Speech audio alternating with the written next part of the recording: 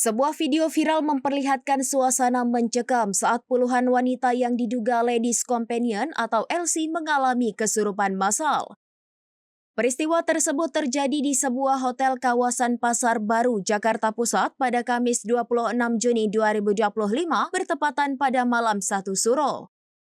Dalam video yang beredar luas di media sosial tampak beberapa perempuan berteriak histeris, sebagian lainnya pingsan dan duduk lemas di lantai. Para pengunjung hotel pun tampak panik dan mencoba menenangkan korban yang kerasukan.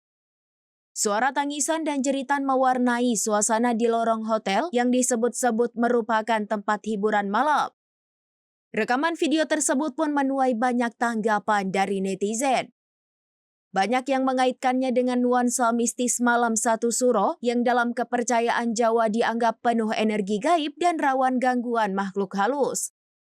Sejumlah komentar menyebutkan bahwa kejadian semacam ini bukan kali pertama terjadi, terutama di tempat-tempat yang dianggap rawan spiritual jika tidak dilakukan ritual atau doa khusus menjelang malam suro.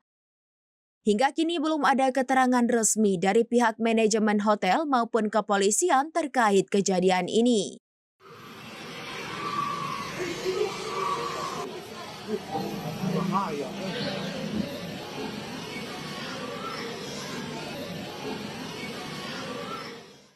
Download Tribun X sekarang, menghadirkan lokal menjadi Indonesia.